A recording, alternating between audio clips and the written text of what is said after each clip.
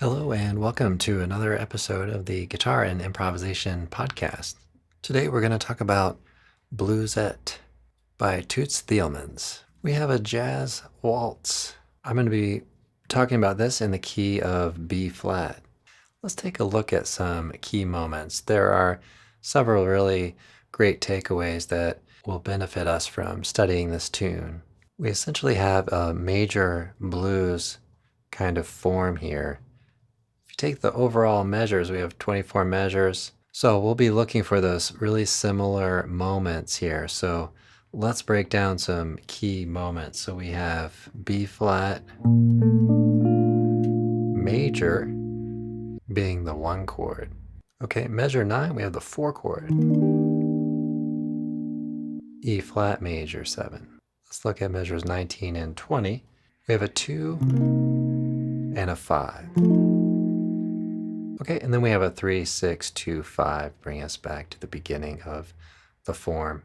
So those particular chords are happening at some really important moments in the tune, and that's why we're taking a look at them first. So the real interesting thing is, how do we move through the harmony to get to these moments, right? So we have B flat major 7. Okay, and we're going to cascade down through the circle of fifths, starting on A minor 7 flat 5 until we land on E flat major. So A minor 7 flat 5, D 7 flat 9, G minor 7, C 7 flat 9, F minor 9 I'm playing, B flat 7, and then we get to the E flat major 7. I'm playing E flat major 9. If you've checked out some of the Charlie Parker blues progressions, this will seem pretty familiar. If you haven't, definitely check those out.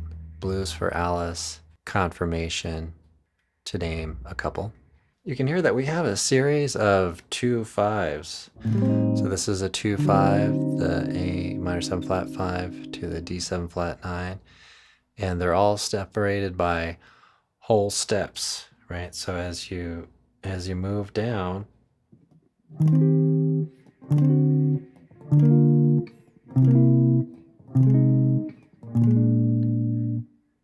the root note goes through the circle of fifths. It can really be helpful when improvising to consider secondary dominants, closely related keys, to help to improvise over these 2 5s. For example, A minor 7 flat 5 to D 7 flat 9 is going to suggest G minor. So you can pick out note collections, let's say from G harmonic minor scale. That would at least be a good starting point. And work at similar concepts through these next 2 5s, although we are suggesting a little bit more of major as we work down. Although we're using flat 9s.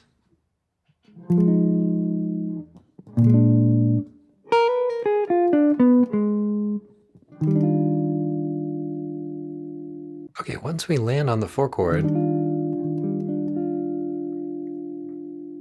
we have a really interesting way of working down to the 2 5, right? So think about the 4 chord and then the goal of reaching the 2 and the 5, and then bridging the gap between those chords.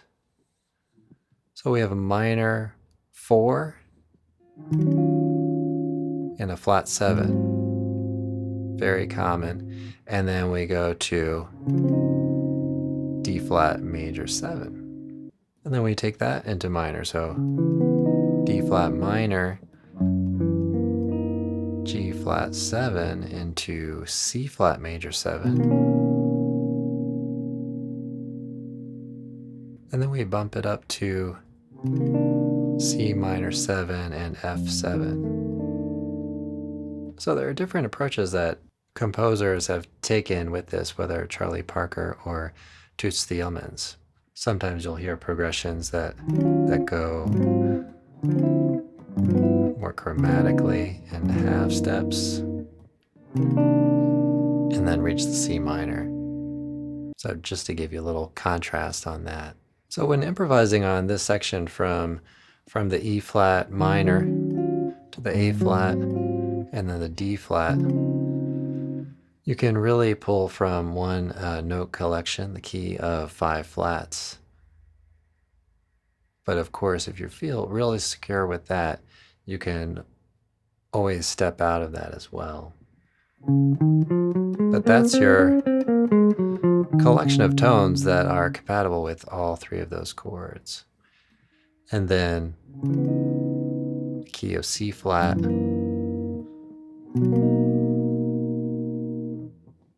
for all of those chords. D flat minor, 7 to the G flat to the C flat major 7. It can be helpful to follow those key centers as you improvise. So D flat,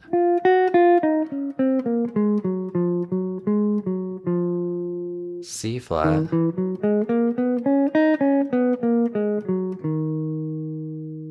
the key signature is basically a whole step lower, and then going back to B flat, that would be 1/2 step lower.